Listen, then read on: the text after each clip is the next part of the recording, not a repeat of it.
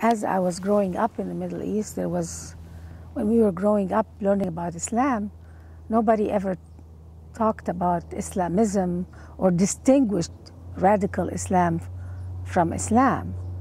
So this idea that they have to be distinguished is a Western idea, because Islam, the way it was taught to all of us, was a whole ideology that dealt with politics, with the legal system. It included every aspect of life and activity. And the idea to distinguish between Islam and Islamism is a Western, it's really a Western idea. Is there, so this notion of a political or social imperative, does that exist in the minds of most Muslims? I'm sorry. To spread, that Islam should be spread throughout the society wherever they live, is that something that most Muslims believe? Absolutely. It's part of the basic teachings of Islam, that Islam has to expand through jihad. And the expansion of Islam through jihad has division of labor among Muslims. Some people do the actual violent jihad.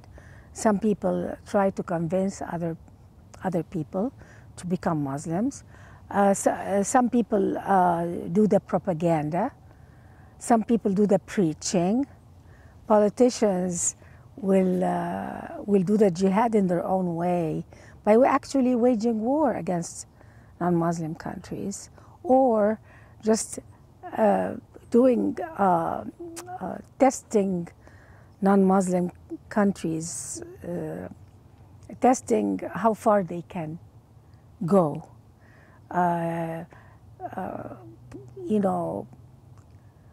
For instance, I grew up under Gamal Abdel Nasser of Egypt. As an Egyptian? As an Egyptian. Raised in which city?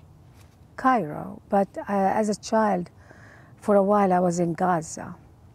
But this idea of separating, Islam and Islamism, I never heard of it growing up. Arab children who grow up and become terrorists, they never heard of the word Islam and Islamism. And Muslim leaders always spoke about non-Muslim countries as the enemy. And Muslim preachers always spoke about them as the enemy. And the goal of Islam is to either convert them or destroy them. And this is really basic in every aspect of Islamic education. Which religion were you born into? Islam. And how much of your life have you lived as a Muslima? Well, I was born and raised until age 30 in the Middle East. And I considered myself Muslim even after age 30 for a while, after I came to America. So more or less half my life I lived it as a Muslim, and the other half in America. And I truly could not reconciliate between being a Muslim and being and conforming to being an American. I personally couldn't do it.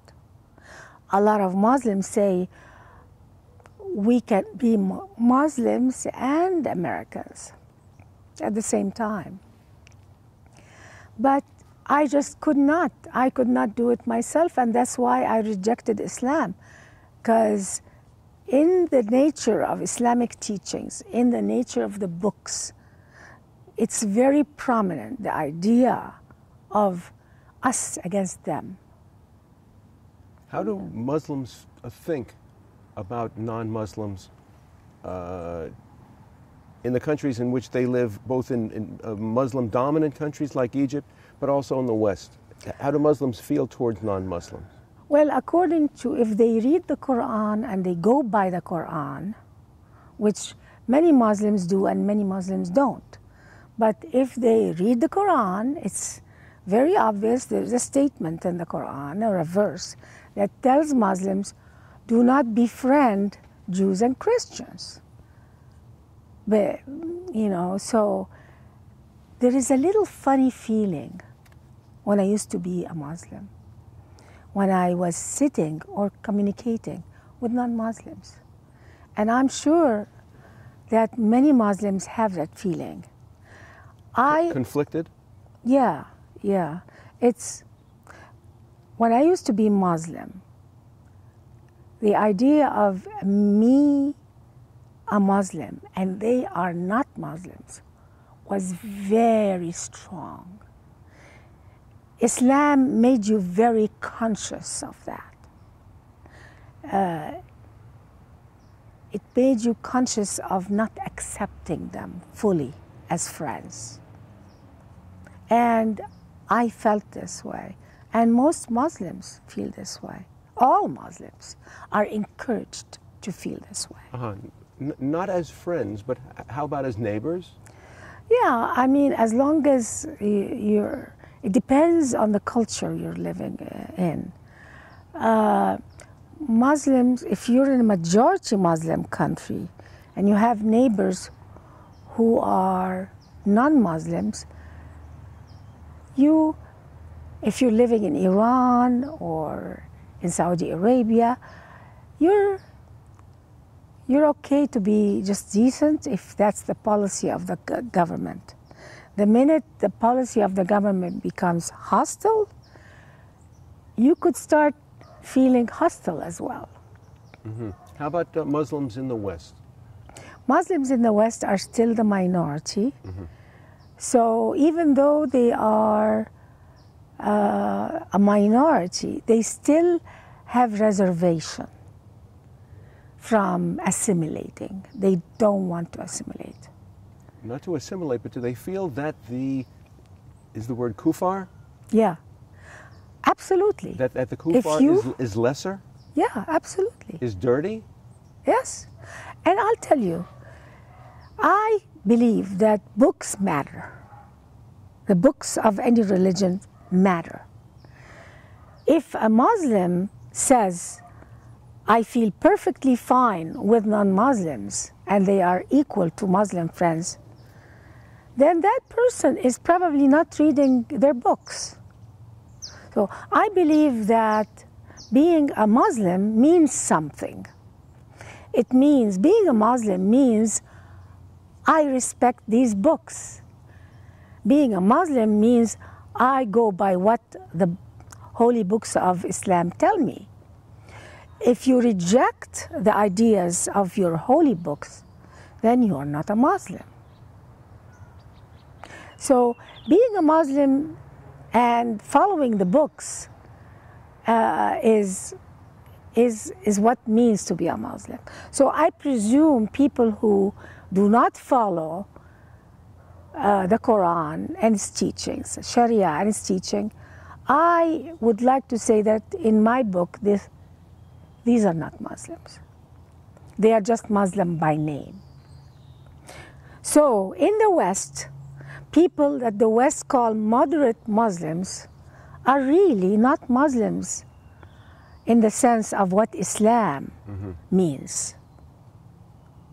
How can you tell? How could I tell, or how does one tell, whether the Muslim that they're dealing with holds not just supremacist, because every faith feels that it's the highest and best and the correct one, but that others are expected to be mistreated, disliked, hated, held down? Yeah, well, Islam is very elastic, depending on the situation, how much they need to take from you, the non-Muslim, how much they depend on you, the non-Muslim. For instance, they like their cell phones, but at the same time, they like to boycott Israel. So they want to boycott Israel just in their own way to hurt Israel, but not to hurt their wish to use Israeli products that are useful. Let's put it this way, or Israeli inventions. Well, Muslims are not stupid. Let's put it this way. If they can do something to hurt you, hurt Israelis, and they will. But if it's going to hurt them too, they might not do it. How about to hurt Americans or Anglos or French or Spanish people? Well, I tend to look at Islam as the nucleus of a cell. That's the ideology, the core ideology of Islam is like the nucleus of the cell. And then the cell, in the whole cell with its membrane, each part of the cell has a different function. It's like an orchestra. Each player has a different function. So there are some Muslims who say, we get along with you, we are fine, we would like to be friends, but their loyalty is still attached to the nucleus of that cell. In time of trouble, they will still defend some terrorism. For instance, after 9/11, a lot of the so-called moderate Muslims were asked about 9/11, and they said, "Oh, we don't agree, or we don't agree about terrorism. We don't like violence, but we have to understand that America's foreign policy led to 9/11." So these are the kind of Muslims who want to eat their cake and have it too. They want to defend Islam, but they want to appear moderate and reasonable. But is there a goal to establish Islam as the religion of the land? Absolutely. Islam, in its core, wants to expand. Islam has an obsession by its very nature to expanding. In fact, I believe, and that's my theory, the reason Islam is so obsessed with expansion is because Islam is so afraid that if it doesn't expand, it will collapse on itself like a house of cards. And I believe that's true. Islam constantly has to challenge its outside borders with non-Muslim countries. But does it do that by trying to convert Christians and Jews? Oh yeah, not trying to convert them by asking them. If you're a Christian in the Middle East, many Christians in Egypt are violently asked, and many have lost their lives because of the pressure to convert. Some Terrorism. of them, Terrorism. yeah, through terror. Some of them have been shamed because they're Christian. Many of them complain that because their name is Christian, like the name George or Mikhail, which is Michael, and that's a common Coptic Christian name in Egypt. Nowadays, a lot of Christians have stopped naming their children biblical names out of fear of being harmed. So life is difficult for Christians in Muslim countries, whether it's Egypt, Serbia. Oh, absolutely. There are problems, but what about Muslims in the West? Do Westerners have to fear that the Muslim minorities are posing a threat to their safety and freedom and liberty? Absolutely, and that's what the couple in San Bernardino just did. They are minority of a minority still in America. But the committed ones, the ones who want to expedite the jihad a little bit. They want to do terrorism because in Islam, truly Muslims believe that terrorism works. Terrorism works. It has proved to Muslims over and over again that their terrorism expedites things. But is it a political terrorism that they're just angry and trying to get back at the United States for what they perceive as a war against Muslims in Iraq and Afghanistan? Is it a political act, or that they're showing anger, or are they trying to affect something beyond a change in U.S. policy? Well, political Islam is trying to convert Christians in Egypt. That has nothing to do with what America does or doesn't do.